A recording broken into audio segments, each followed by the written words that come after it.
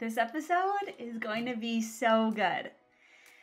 Okay, we're going to talk all things rejection and disappointment. And I am really pulling back the curtain and sharing some things that I haven't shared on social media that have just been really present for me, top of mind, as I have moved through this process of writing, editing, publishing, and putting out in the world my new book, which I'll talk with you about in just a moment. But the focus of today's episode is really going to be on the darker side of this journey and some of the things that aren't so glamorous that I've moved through that I know that I'm not alone in, that I think is really going to serve you. So welcome to the Live Your Yes Life podcast, where we share channeled thoughts, discussions, and interviews on what it takes to go from dreaming and wishing to actively living your yes life. I'm Kayla Jetta. I'm one of the co-hosts. And today's a solo episode. Often we have interviews, but today's going to be just me. And like I said, I'm really going to pull back the curtain and share some behind the scenes. So I've got to start with some exciting news. If you haven't already heard, Lisa and I released a book at the top of this month, June 2024. And oh my gosh, what a ride it has been. It has been so awesome to bring this into the world. Let me just share with you a little bit about how this journey came to be. This is the part that I have shared on social media a little bit, but then I'm going to go a lot deeper today. So how this book came to be is that I'm a writer. I have always been a writer. If you follow me on social media, you will see my prolific posts. Most days I write long form copy frequently. I have an English and communication degree. I've always known that I would write a book, many books. But the truth is that I wasn't really interested in writing any kind of personal development or business book because it's actually not my favorite genre. I am a fiction girly. Like, give me a good historical fiction, women traveling back in time, something mystical, magical. Give me some vampires. Give me some good drama. That's what I want to sink my teeth into. So I read a lot. Let's see, we're in mid-June when I'm recording this right now. I have already read 40 books this year, and most of them are fiction. Now, I do read also a lot of personal development, enrichment, soul-led books. I read a lot of business books because here's what I know. They make a difference. Books have been one of the most transformative resources on my journey over the last 8 years. And so though they're not my favorite genre, I read them. And when I go through them, I don't just read them. I take on the exercises that are offered. I really implement it in my life. And I have seen so much transformation from that.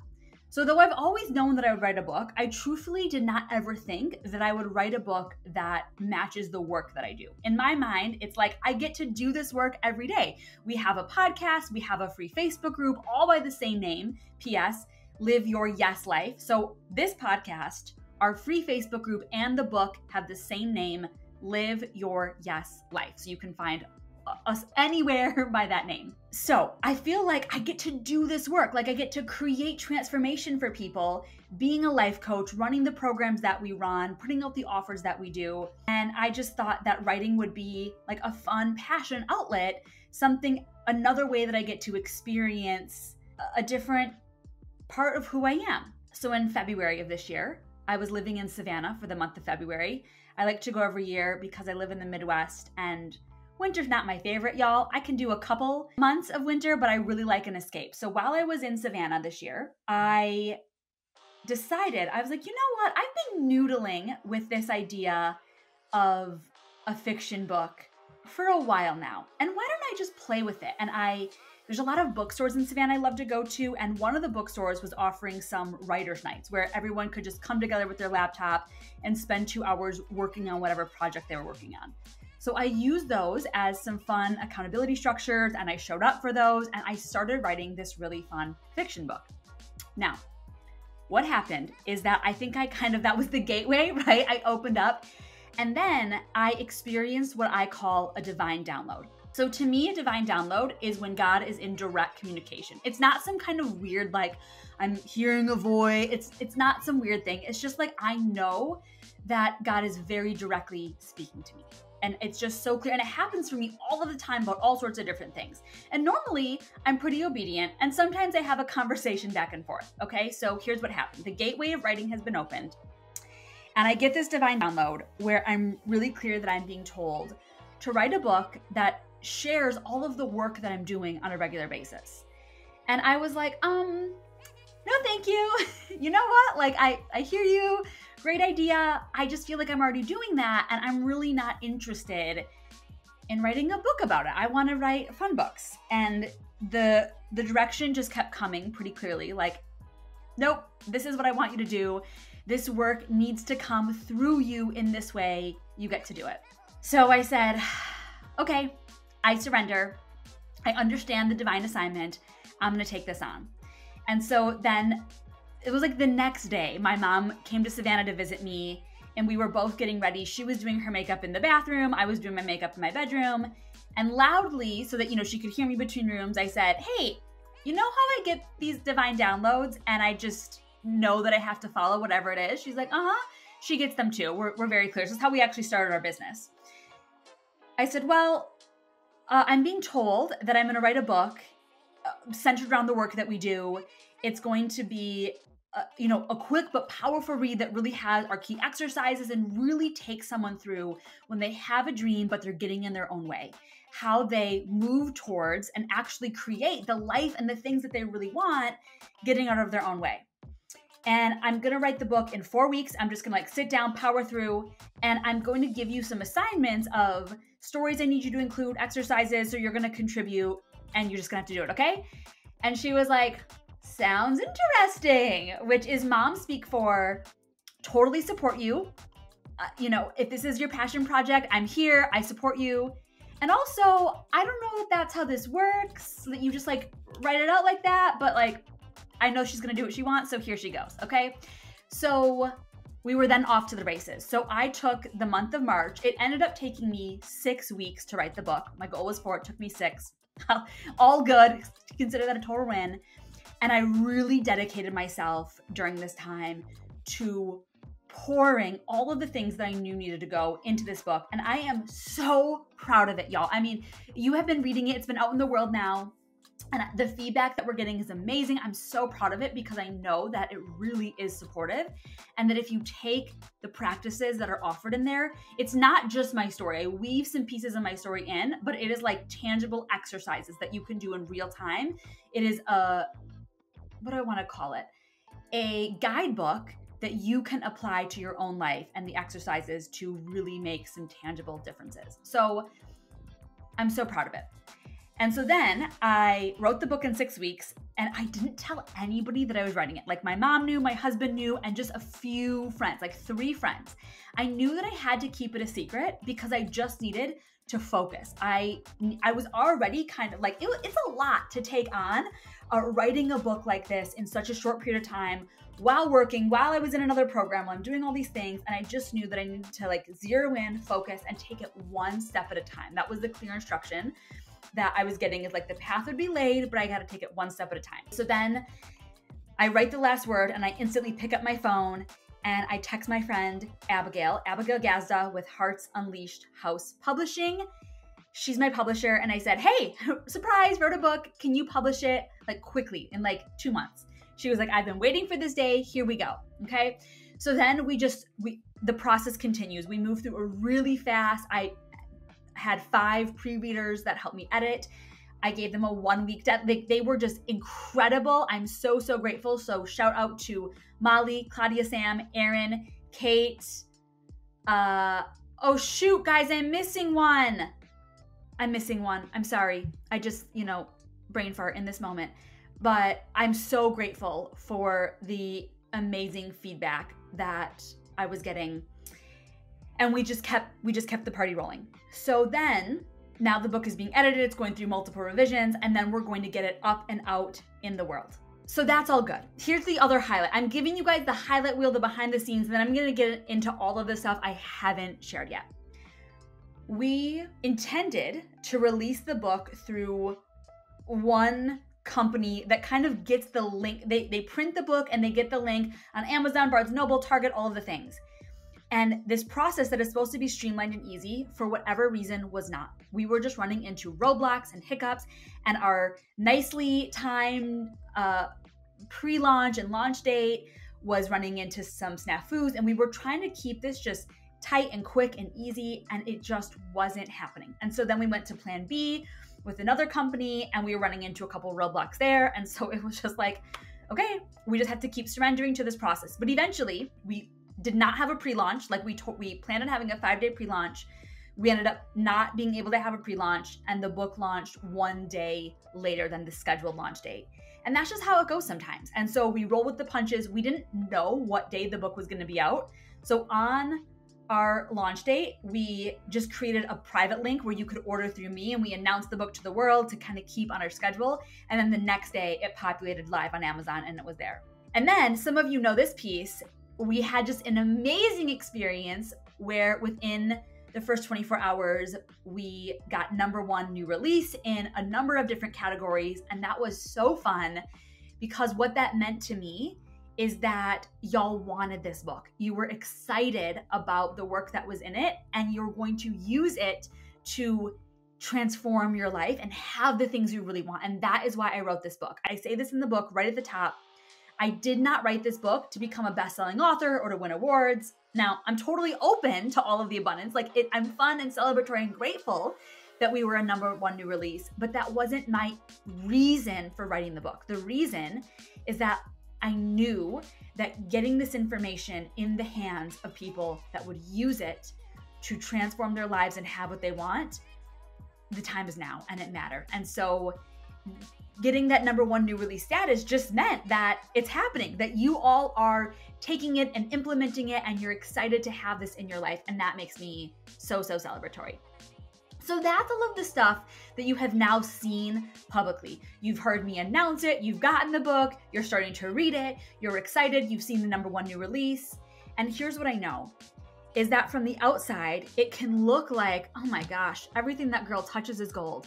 Like, she is so successful, she can just churn things out. It is so fast, it's so easy.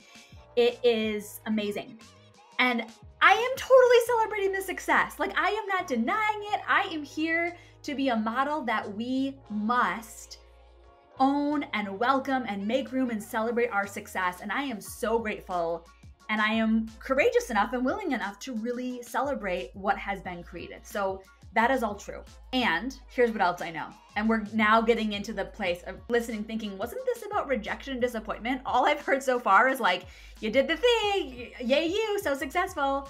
Okay, so let's keep going. Here's what I've learned, is that often, I almost want to say always, but I'm gonna stick with often. The level of success that we experience, we also had the equal amount of rejection and disappointment available. What I mean by that is maybe we didn't move through that rejection and disappointment, but it was certainly a possibility, and maybe we did. And I feel like I moved through a lot of, for sure, rejection with this process, which then inevitably moves into disappointment. So this is what I really want to talk about. I think that it is such a disservice that we can look at someone else and see their success and think, man, why can't this happen for me? And we then beat up on ourselves and we tell ourselves a story of like, why I'm not enough or why I'm not good enough. And Lord knows I have done this before, right? I've seen somebody else put something in the world and thought, what's wrong with me? Why can't I do this? And I take myself down this path of like, I'm never going to be successful enough or whatever it is. And success can mean whatever it means to you in any category of life, right? With our health, with our relationships, with a book project, with our business, with money, with whatever it is.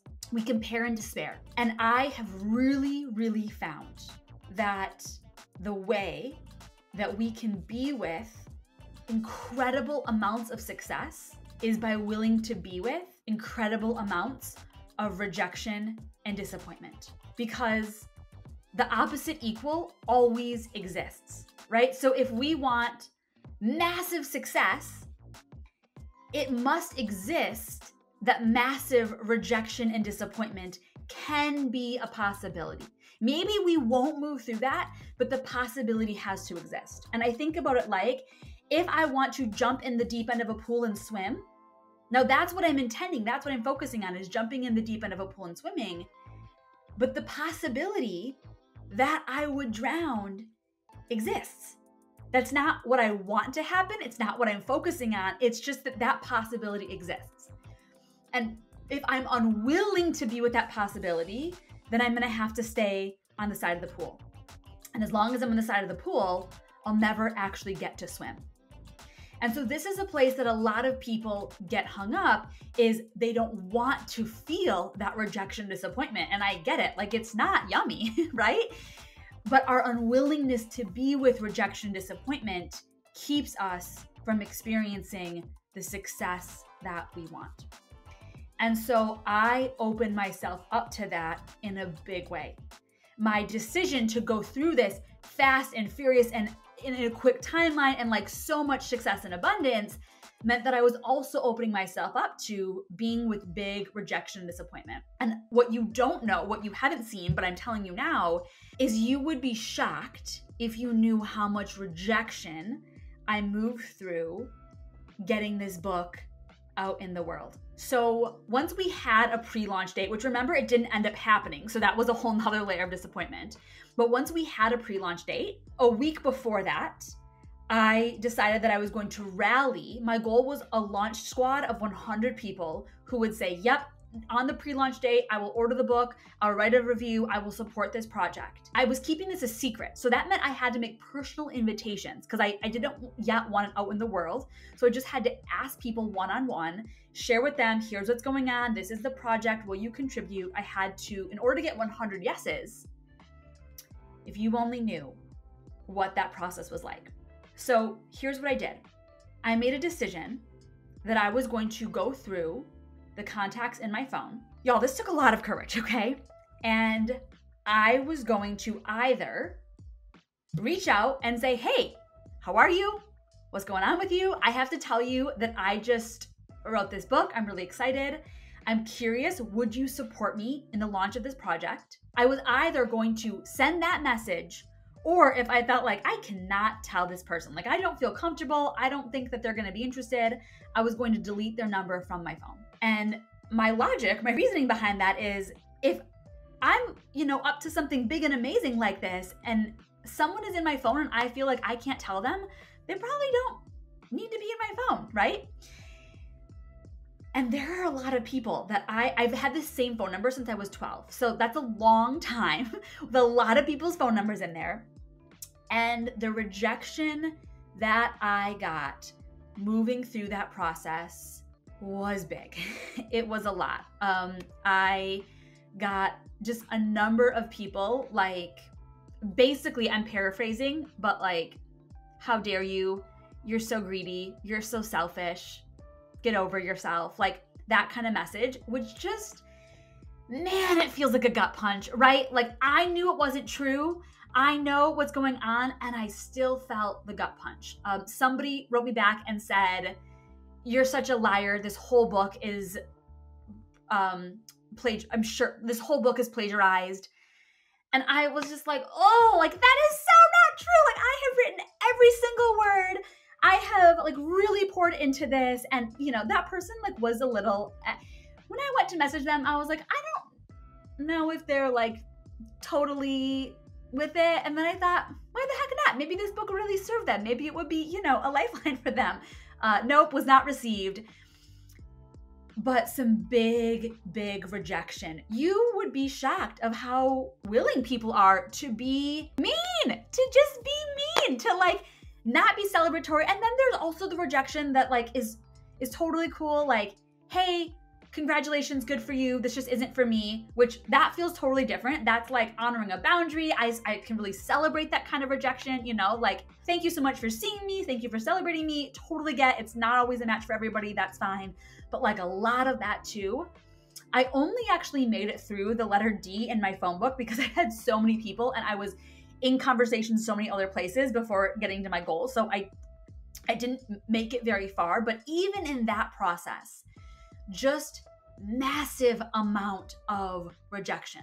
And I really believe that the success that I experienced is in big part to my willingness to be with rejection, to not take the rejection personal, to not let it stop me, to not feel like maybe they're right, maybe I should just shut this all down, to not second guess myself, to not doubt myself. Side note, when this episode airs, we are currently in the middle of a 3-day self-doubt detox.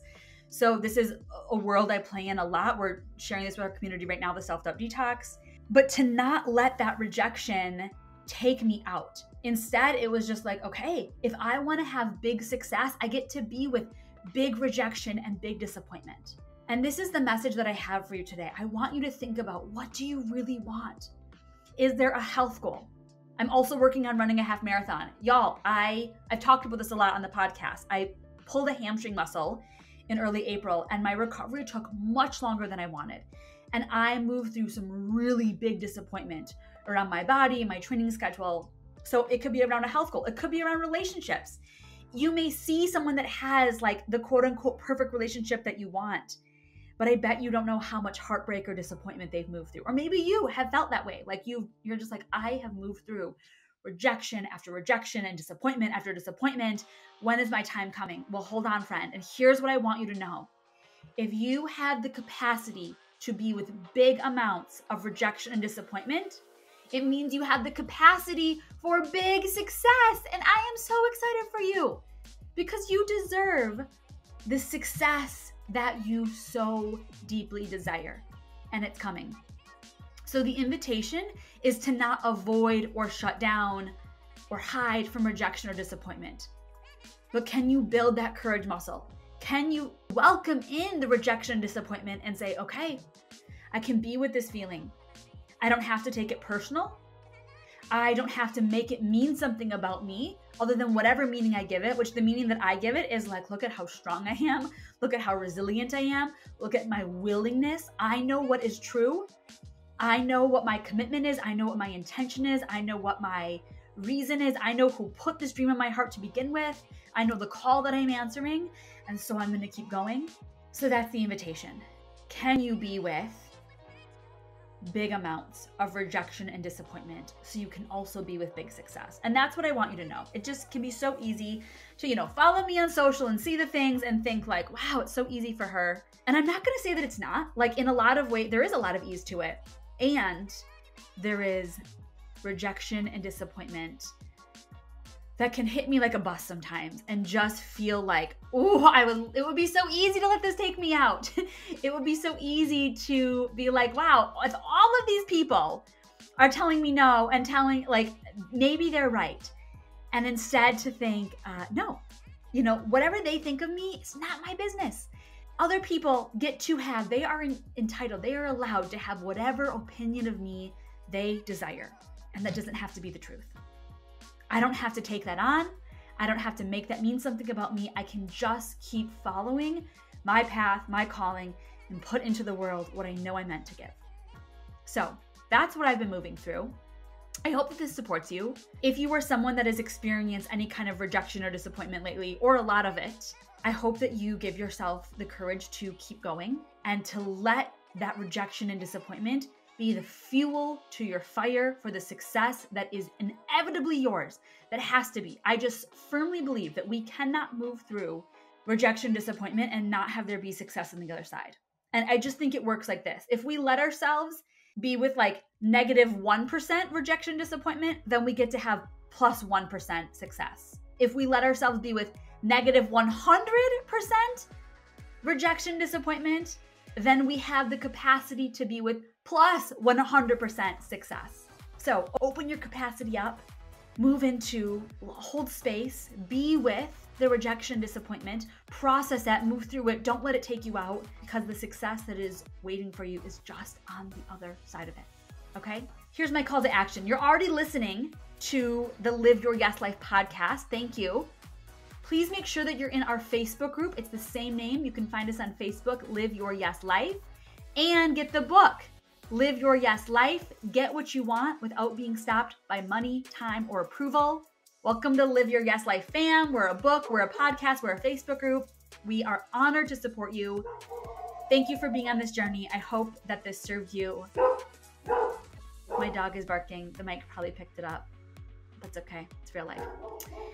I love you all. I'll talk to you soon. Bye, friends.